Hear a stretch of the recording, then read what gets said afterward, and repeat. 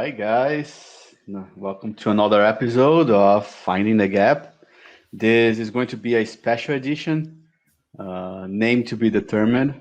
But on off weeks, we are going to pick a random race and just review it. And we are starting with Canada 2007, Lewis Hamilton's first pole and first race winning. So, with that said, I know all of us watched both qualifying and race. So, Jamie, why don't you give us a little bit of uh, your experience rewatching this race? The sounds were phenomenal. That was the first thing I noticed immediately. Like it just true Formula One cars. Just some of the teams from back in the day, the drivers that you kind of forget about. Just how good some of the drivers that aren't in modern days that are still going aren't as good as what they were back in the day. Alonso, Kubica was pretty good. This race wasn't a great one for him, but he was pretty quick. It was just the nostalgia was off the chain, man. Like just the noises, and we talked the pre-show, the crowd involvement and things like that. The noises they created were just something you don't get, especially this season with COVID. But just it was just something. Even the telecast was totally different. Like a young Martin Brundle. That's right. Yeah, it's just weird to see. But you know what's weird? Listening to Anthony Davidson and Jason Button giving interviews, as drivers. They sound so much like broadcasters. They were natural fit for the role. Perfect for it. Yep. Yeah. Mark Webber looked good, which was weird. And even some of the comments during the interviews, we saw Button out of the race early, and he gave way more information than you ever get today. Now, and he didn't even get to compete in the race, but at least he kind of said what the problem was. It never went into gear. 110,000 fans. You actually can hear the crowd when they go around. You don't get that today, and one of the first things I noticed was the flexi wings, in this particular week when Lewis Hamilton brings it up on the Red Bulls, here it was legal flexible wings at the front of the cars. I mean, it looked ugly, it looked horrible, but it stands out. And of course, 19,000 RPM out of those engines, and the exhaust stacks go out the sides. On the side pods, right? It's not out the back like they are today. And then you see both the McLarens and the BMWs with the horns. I'm not even exactly sure what the horns were supposed to do, but this is around F duct time, right? So it's kind of the distraction before they put the duct there on the front. It was great to see those cars. But can we all agree that we need to bring back refueling? Yep. It's so much fun. I mean, the strategy and everything around it's so nice. Like I wish they brought it back. I know it's cost and all, but it's so much fun. It seemed like a very good change initially because they had to figure out how to save enough fuel, right? Right. So actually it was interesting, but also it made for poor racing because there were just a lot of fuel savings, and the race was figured out 20 laps from the end. But nowadays, when everybody can make it to the end with enough fuel, it's not terrible. And the whole safety thing of don't need to set pit crewmen on fire, but it would be nice to put it back in there for sure. Yeah, and they're saving so much money now. Let's put let's put refueling back. I mean, that would be cool. But one thing that you mentioned Button, and I mentioned Button. It was so nice. So first of all, right, Honda has that world livery. Remember? Yep. The one that's about the ocean and all. The car sucked. It was awful. But the Button Barrichello duo was a low key success, right? It was a low key nice partnership. I think that was the second year of their partnership, and they would go on to endure the Honda days, and then when Brown came, they just killed it, right? And it was very nice. So it's a low key partnership that they got along well. They were about the same age. They were about the same level, even though Button won the championship. It was an interesting dynamic between the two of them. That was like Rubens Barrichello was a name that as a kid growing up watching it, I couldn't tell if it was Rubens was the team name because it's like Rubens Barrichello or no, that's just his name. That was one of those things that took me a couple of races to get used to, but that's another name that was synonymous with me growing up for Formula One. So this was like a throwback to where it all started for me, man. Like those Vodafone McLarens, that white McLaren suit, Lewis Hamilton looking as young as he did, the baby-faced man who still looks like a baby face, but Jenson Button was someone who I loved going through. Mark Webber in Australia obviously was you wanted to see him do well, even though he didn't always drive. I see a trend, right? I was laughing, JB, because I saw Mark Webber fucking it up. I was like, oh yeah, it's like just a trend, right? Yeah, Ricardo came and took over that, so it's like, yep, trend.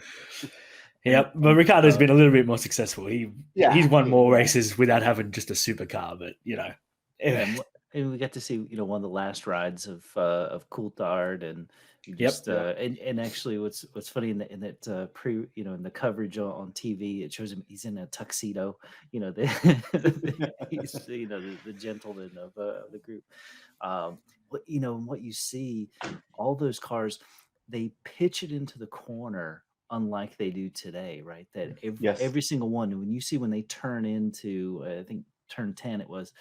That you see they're kicking the rear into the corner, just letting it slide, and then they're catching it. And this was the last year of legal traction control, so I think they could do that. And also you see on the parade lap when they're cleaning and warming up the tires, how aggressively they're weaving back and forth.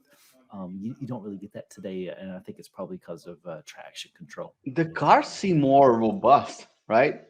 Like the amount of, we're gonna get to that, but the amount of times that Alonso went off, turns, and his car survived. I don't think that would happen nowadays. At least a front wing would be broken. No, the car would be like shaking all over the place.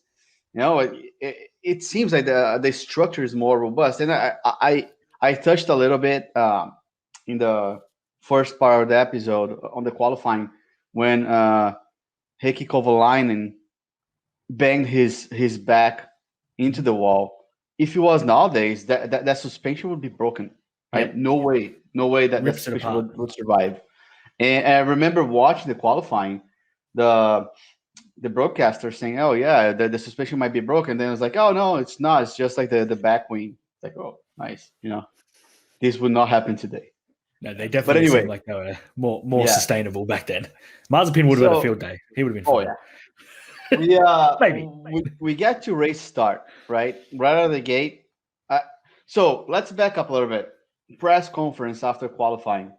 I see a Lewis Hamilton, a rookie, right? Young driver, very confident, right? And you guys know my opinion about him. But I need to say, he's your favorite. He's your favorite. That was the Lewis Hamilton that I liked it. Humble, focused, not a douche. But kudos to him. He was very confident next to a two-time world champion. It's like the car is good. We're gonna do a good race tomorrow. Blah blah blah, and he executed. And I think that race was the turning point for Alonso, not only for that year, but for his career. Right, everything that could go wrong went wrong for him that race. Starting with the first turn. Right, he tried to attack Hamilton. He fucked it up. First of many times he went off the turns. I think he was trying to launch his car into space. Because every time he missed a turn, his car would like fly. But I don't know. It's like it didn't seem like him. Did not seem like him. I kept the tally for you. So yes, turn 1, lap 1. He pitches it into the grass. He goes off track again on lap 14. Then again on lap 19, and then again on lap 55. So he drove 4 times. Complete knucklehead the whole race. If you had told me Danny Kvyat was piloting that car, I would have believed it. It was just horrible. And then he gets passed with 3 laps to go by Takuma Sato, who's he's not a bad driver, but he's just not on the same team. Hey, quick note here, right? Yep. Super Aguri performing better than Honda. Yeah. Right? They were performing better than Honda. Oh, yeah. And Sato was scoring all the points for Super Aguri. and they were like beloved in Japan, right? The small team, like the hustling mentality. So like kudos to him for passing Alonso, but it was a awful performance by Alonso. Yeah, a day when Alonso should have finished on the podium. He finished. I think he ended up seventh. I think Seventh. Is that right? Seventh, yep. I could get the results for you if you really wanted them. No, I haven't. Well, but what else? What else? Like, well, I see that he should have finished a place ahead of Raikkonen, and the implications. Now we know, at the end of this year that it was only 1 point that decided the championship, and so how important him, falling back 2 places there at the end of the race, how that 10-second penalty and all of these mistakes add up when it was such a tight race for the championship really mattered. Well, not only that, right? Remember the scoring point was different back then. It was first to eighth, 10 and points it's 10 points to the winner. So every point counted in that season. And he should have, like you said, he should have been battling Heidfeld for second or third. But it's just that first corner, you just knew it wasn't going to be good. And Heidfeld was able to hold him off very well. Yeah. And I think that surprised me. And I think even Brundle mentioned that during the race. Hamilton was almost 20 seconds ahead of Alonso before the first stop. So it's like watching Hamilton right now, right? Nothing changed. That's what I thought. That's exactly what I thought. He starts first, he opens up like a huge gap and, just goes on to win. He had 1.5 seconds after a lap, like 2.5 by the end of 3. And then Heidfeld sort of managed it, but Alonso just was dropping every lap. He couldn't get the speed up to even come close to holding Hamilton there. No DRS to help with. It's again different eras, but it was so fun to watch that. So that was the one thing I thought at the end of the first lap. I'm like, 1.5 seconds. He's already out of DRS zone, and then I'm like, there's no DRS. Okay, doesn't matter. And Lewis earned that win. I mean, as 4 times, 4 safety cars. And just he was consistently the fastest car on the track, no matter what the conditions were. So he absolutely earned that one. And there was all this hype going into the race, how every race so far he had finished on the podium. And so here he breaks through with the pole, breaks through with the win. And even the pre-race coverage, they were saying this is the beginning of a great career. Before the race, they're hyping it up, and I remember at the time, kind of like, is this guy really this good? And then, turns out he is. But there was Senna implications. As someone that did not watch the broadcast in English when I first watched, there's a heavy bias, right? It's 50-50. They could have said that and nothing happened, and they said that and Lewis Hamilton became who he is, right? It's like 50-50 there. Yeah. But yes, he was clearly the favorite of all the British drivers there. He was clearly the favorite. I think Ron Dennis tried to keep impartial, but towards the season or as the season progressed, I think he did Alonso wrong. And I always think that. But kudos to Hamilton for keeping up on his own, right? Like, that race was pure Hamilton, right? There's no contest. Yep. But before we keep sucking his dick here, I want to talk about another thing. Raikkonen versus Massa, right? Because at that point, Raikkonen was under pressure as well. Yeah. He was extremely underperforming. Massa had 33 points. Raikkonen had 23 points. So 10 points less than Massa. People were questioning if he was really the right candidate or driver for that seat. And Massa was just plugging along. Again, turning point, I think, for Raikkonen as well. That race, right? He finished. Massa was disqualified. Yeah. And there were questions about his commitment to the sport. Because remember, I mean, it's I think 2 years later when he goes and does WRC, right? I mean, so there was questions about whether he was even interested in driving, and and he was so far behind, and it makes it so amazing how his comeback in the second half of the season. Yeah, I do have a I'm gonna save that for later. Let's talk about the race. I'm gonna talk about something after, but yeah, Massa versus Raikkonen was interesting. Another teammate battle that I thought was interesting was the Williams one. So it was who was Rosberg it? and No, Rosberg was Toyota, right? No, Rosberg was Williams? Williams. Yeah. Yeah, Yeah. and words. Words. Yeah. Rosberg did well in qualifying. That's right. Yeah. Right? They were like, oh yeah, he's doing well, blah blah blah. He's like the best. And then Verse just like finishing third on the race. Pure luck, right? Pure luck. Everyone crashed out. Yeah, but and pit it was penalties. good for Verse. And he was towards the end of his career anyway, right? I think it was the best result he had, at least on that season for sure. But I think in the pre-race too, Rosberg said something. He said, in Formula One, if you're good enough, you'll eventually get a shot. You know, Yep. you'll eventually get what you deserve if you're good enough. And of course, you know, we know that he goes on to luck into the best ride on the grid.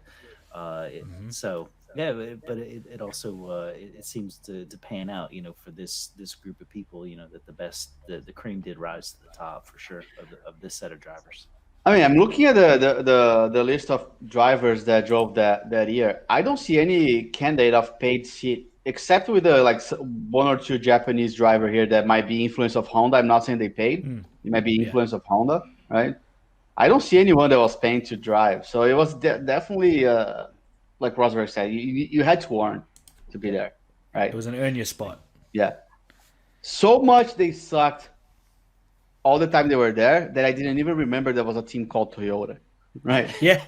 I started watching qualifying. I was like, whoa, yeah, Toyota. Oh, yeah. And not only that, Williams also used Toyota engines, like the two like fucked up teams. You know, it's like it was such a failure. Like Toyota was such a disappointment. Do you have any expectation when they joined? Like I thought it would be great. You know, Japanese know-how. You know, all of that. It was a full reliable engines. Like you expect better, but yeah, they were just terrible. I think, and that was I can't remember which season was Ralph Schumacher with the Toyota, right? That was really, that was the season. Yeah, I think that was his last season. season. That was his last season. This was the last. Yeah, so he basically failed them out of the sport. Pretty much. It was good to see a healthy Mick Schumacher on the pit board, but true. But no, I don't know if it was Toyota's last season. I do know it was Ralph's last season for sure. I'm not sure if it was Toyota's last one. I mean, but yeah, I mean, it sucked. Talk about running on the family name. I mean, yep. That's true. All right, so one thing that we want to talk about is a very serious accident that happened, right? So, Jamie, you want to like play that? Yeah, just got to share my screen for you boys. 100%.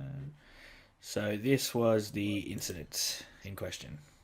Montoya was penalised last year for that. That's a big accident for Kubica, and a horrible accident going on there. He's moving his hands, and obviously safety car will be out it's again. Just so scary. So he must have tangled with somebody in the braking area. The down coverage there of it, into, I think cut it's to it turn live. 10 into So the you're going down the hairpin. straight. Kubica then They're a showing lot the in-car of energy camera, going on in they that cut impact. to a Horrible car accident. flipping through the Safety grass car and deployed again, slamming into the obviously. wall. With that I mean, red what's and scary pink is lane. how much you yes, see he had an accident very Kubic's early on. head rock That was around. Wobbling, yeah. velocity. Yeah, I've wobbling. never seen a car crash Very like scary. that in this circuit at that place. And I think it was Martin. He kept saying, "Oh, he's moving his hand." No, it's like it was probably a knee-jerk reaction. It wasn't him. He was probably out of it. You know, how many times did the car go around? Like 2 or 3?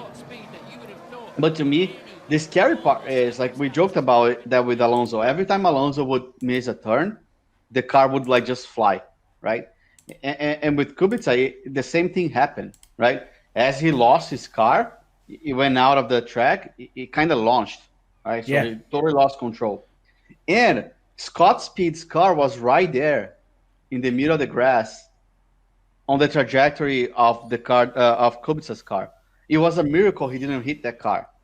right? And you think of today's standards of security, that would never have happened, Nah. right? They will wait until the car gets removed from the track to resume the race. So the accident on its own is scary. Having that car parked there on the grass, it's even worse. And one thing that pissed me off, and then I'll let you guys talk about it, is that was 2007. I think Jules Bianchi, the death was 2015, if I'm not wrong, right? So 80 years after, the same thing happened, but with a fatality, right? I don't remember whose car was. I think it was the tractor trailer pulling a car, right? It was on the grass, rain. They resumed the race. Bianchi lost control and just crashed on it. Like that should not have happened. They had their lessons 8 years ago, right? So that kind of pissed me off because I didn't remember how serious that Kubica crash was. But like the safety lesson was there, and they didn't choose to follow and learn from it. Yeah. I mean, I heard you while the video was playing that, that Martin Brundle says, he's moving his hands. I think you're right. I think he was out cold. His hands were just, flopping around as the car moved. There was no, because he didn't move after that. When the car stopped, there was no urgency to get out of the car. He just sat there. Like the arms were involuntarily moving. So, but it was scary, man, when you see him, like, if he doesn't hit that wall, which rips that front tire off, he goes over to the other side of the track, and then it's another issue with cars coming the other way. Like, and yet that corner is still the exact same today. There's no net in between it. It's still the same sort of thing. So, but man, lucky he was able to walk away. I think he broke his leg or something like that. That was about he broke his leg. Injuries. Yeah, which was huge. Like for what it was, man. Yeah, scary. It's impressive that someone can survive that kind of accident. But then also, disappointing that, this is not that long ago. We're just talking about, 15 years ago, 15 years ago. And, you still had these, silly mistakes of not, cleaning stuff off the track. And then even pit lane is still pretty dangerous when you see the stops and qualifying and as well as here. And, kind of scary to think about that. But, thank goodness, safety's improved, and maybe we'll get to a point when it's when there's still danger, but there's not loss of life very often. So and it was scary to watch, though. Scary. Yeah, I do think from a pure fan perspective, it kind of sucks that they stop for everything nowadays, right? But you look at an accident like that, and you see why. Yeah, they're doing that, and I'm totally on the side of yes, let's be safe. And I think you also appreciate more the halo, right? Absolutely. Yeah. If the halo, obviously nothing happened to his head, but you can see the drivers back in that era, the heads were way above the cockpit. Yeah, not very above, like 80s, right? But you could see like more than half the helmet out of the car. So. But again, like the halo's crazy. The halo's also to protect the debris that flies. Like you watch the replay of the cars coming through after it happens, like all the shit flying everywhere. Like that hits you in the helmet, could crack your visor. Depends what part it is. It could do some real damage. That's why the halo's there. And a lot of people didn't like it when it came in, but man, it'll save a lot of injuries, possibly life. Like I think I don't know if it was Liuzzi or the other driver on a Toro Rosso. He had to literally drive away from a tire that was coming his way. Yeah. It's like super dangerous. But there was just one more thing. Sure. Kind of insulting, I guess, was towards the end of the race they get an update of someone. It says, okay, Kubica has been taken to the hospital, and then I'm not sure who it is, but he says, yeah, when I spoke to him, he spoke to me, seemed normal. There's no way, you get that. Like, none of us believe that he actually spoke to him and said a coherent sentence after that wreck. I mean, he also said there was no injury. So. Yeah. Well, one thing that surprised me is that they didn't roll the car to its normal position to yank him out. They left the car how it was. Yeah, but they must have thought it was a spinal cord or a neck injury. So fair. Leave him there until they could know for sure. Because you run into that a lot with in stock car racing, where when they're upside down, they won't pull you out, until you can verify that you can move around. Yeah, you have to move your hands flip and it over. Yeah. That's crazy. I'm But, starting to think that the manager didn't actually speak to Kubica after that. Yeah, a lot of the it's- things he no, said that's didn't seem bullshit. true. That's Oh, bullshit. yeah, no injuries. Spoke fine. He's good. But Did he say anything about the crash? No. I think you said in your research, so who was the replacement, or what Yeah. precipitated or what came after Yeah, that? so this accident actually led into young Sebastian Vettel replacing Kubica at Indianapolis, the I don't race remember after. him. Yeah, he Never heard raced of him. that. Yeah. He raced that race. He did well. Kubica came back after, but that triggered Toro Rosso so they were not happy with Scott's speed, right? Yeah. And so they let Scott Speed go. They negotiated with BMW. Since Sebastian Vettel was like the third driver, reserve driver, they were able to negotiate something. So Vettel started driving for Toro Rosso 2 or 3 races after Canada, and that thanks to Kubica's accident. So the other thing that's interesting, you said, is third driver, because this is the last year that there's a third Friday driver allowed for the midfield. So from places 5th through 11th of the constructors title, this is the last year you were allowed to have a third driver on Friday. So the top 4 wouldn't. They're no longer were allowed to have a third driver. So you had these guys in the wings who were getting experience on Friday, and were able to step in this case, and then after that year, they took that away. So it's just interesting consequences from all of this. So It is. And another tidbit: this was the first year of a single tire manufacturer supplier. Yeah. Up until that year, up until 2006, we had Bridgestone and who was the other one? Michelin. Yeah. Michelin, yeah. And then 2007, it became a single supplier manufacturer, and Bridgestone was the manufacturer. So a lot of things happened in that season. It was kind of a turning point, defining of a generation kind of season. Yeah. For the next Just one. the thickness of the tread on the tires was noticeable too. Like there's nothing like that now. groove tires, yeah. Yeah. I like the groove tires. People hate it, but I liked it. It makes it look better, like an actual tire, like a car. Like, but they were super sensitive, because that's what made Alonso fuck his qualifying lap. He went a little wide on turn 10. He said, I caught marbles on my tire, and that completely screwed with performance of the tire for the last sector. So they are super sensitive. They're super sensitive. What else is interesting on that race? I think one thing that I personally did not remember that had happened before, but Massa and Fisichella being disqualified because they left the pits before the pits being open. And it's funny to see Kubica right behind them, just stopping and waiting, because the light was red.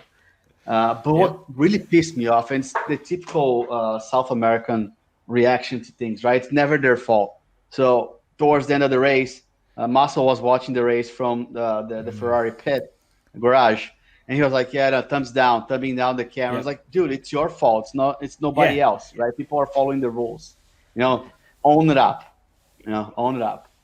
Yeah, Martin Brundle trying to say, I don't think it was meant to be read at that time, because it went a long way where they didn't talk about it. Then all of a sudden an investigation popped up, and a lap later they're DQ'd, which I thought was amazing. Just 2 really good quality drivers. It's like, yeah, you're out of the race. Pit now, you're done.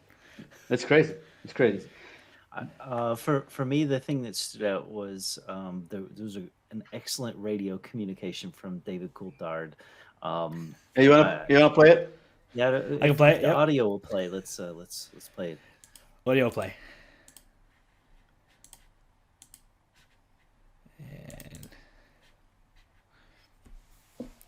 10 seconds ahead of Heidfeld.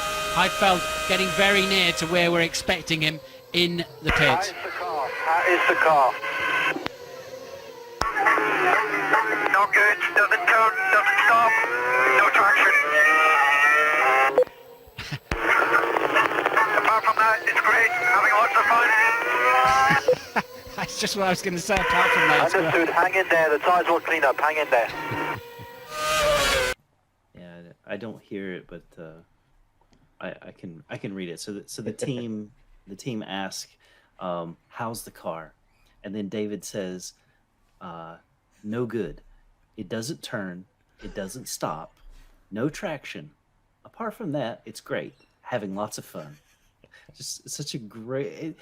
Now imagine he's going, 320 kilometers an hour.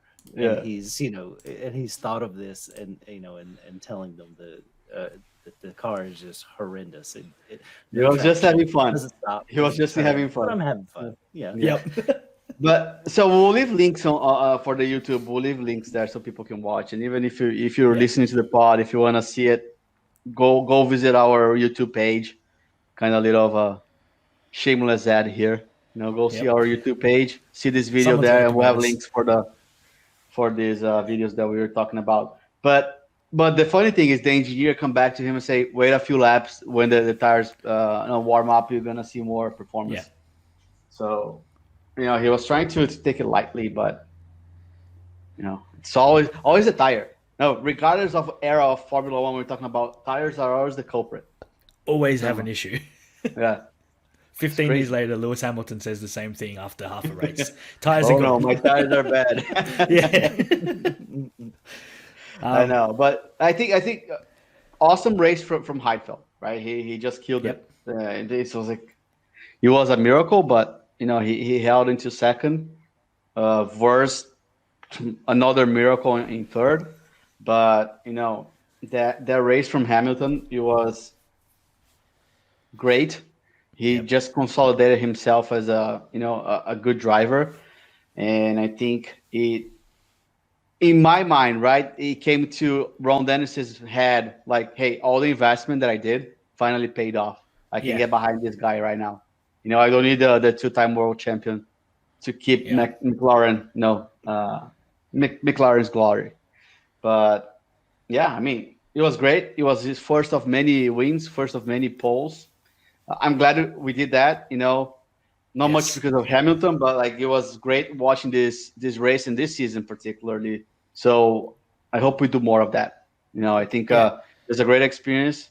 There's a few off weeks during the season. There's a lot of off weeks when season is done. So we'll definitely do more of that. If you guys like, please give us some feedback and give us some race to go research. Yeah. There is one I want to do in the future to the Australia race where Alonso crashes and flips over and then lands upside down in the wall. I can't remember what year it was, but that was a really good one. But I just want to finish off the show with a couple of quotes. You alluded to it there, LK, but from the commentators, can't remember his name. One of them, as he won the race, was first of many, I'm sure, more to come. How correct he was there. And then in the post-race comments, he said in a few years, LH will be untouchable, and effectively he is. He is now just class above. The car has a lot to do with it, but he is a very good driver. Once he got his head in, he's just been untouchable. So, I don't know. It was a good trip down memory lane seeing one of my favorite drivers just dominate. I do have a surprise, right? Because we're talking about 2007 season, and we know the scoring system is different. So I went and did all the races with all the drivers. I applied the current scoring scoring point. Any guesses who would win the championship with the new scoring point? Was it Lewis Hamilton? Because of his podiums? I think it's still Raikkonen. It's still Raikkonen. You're right. Yeah. And with a larger margin, actually. It would be 8 points ahead of the second driver. Who do you think it is? Well, it was Lewis Hamilton. It was probably Alonso, because I think Alonso had more wins, right? Yeah, so that would be extra points. I don't think Alonso had more wins, but he was more Consistent. So he has 1 point more than Hamilton on the new scoring system. So they actually finished with the same points, 109. Right? Yeah. I think Lewis actually had one more win. That's why he was second. That makes sense. But on the new scoring system, Alonso had one extra point on top of Lewis. So Alonso would be second in that year. Did did you take the fastest lap during the race in the top 10? That's too much. Come on, man. Come on. That's you're asking too much. I'll do that next time, okay? Because we could also add the pit race, qualifying race that they're going to have, and putting the points in there. So Yeah. And the fan vote, we can add the fan vote, who we would have given a fan boost to.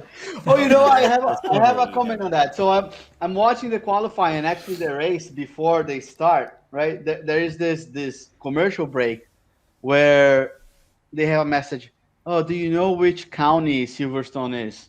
And there's 3 options, and they're like, send a message to 1, 2, 3, 4, 5 with F1 plus A, B, or C.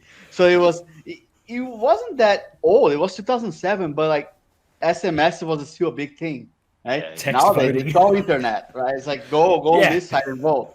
But like 15 years ago, it's like send an SMS with your option. So teenage LK spent 25 cents to send in the SMS text. No, but the fees may vary. The fees vary. Depends where you are. Yeah. Or the carrier. They say it depends on your carrier. So it's all a mess. What an age we live in now. I know, it's so easy, right? Oh, and yet I want to give a quick shout out before we're done to my boy On Spot Johnny. He joined the Jason fan club. He's follower number 8. So Nice. He just needs to come up with 2 parody accounts so that way he can get me up to double digits. But glad he joined me. All right. Give us a review on the podcast, mate. Yeah, that would be awesome. That would just be 5 awesome. stars. Write a review. We'll read it out on the show. I mean, just to get one would be nice. Or just criticisms of Jamie and LK. Just send those straight to me. I mean, I'm top of the tips. Like, I mean, you have the most, the safest takes out there, Jamie. That's why you always get points. Hey, exactly. My hot take about Ricardo getting into Q2, that was fiery hot. Okay. All right, guys. I had fun. Thank you very much for doing that. Awesome. We hope to do that again. And we'll see you in a little bit with the review or preview of Monaco. Yep. Oh, yeah. Can't wait. Best race of the year. And it's back. All right. Have a good one. See you later, guys. Good one, guys. Thank you.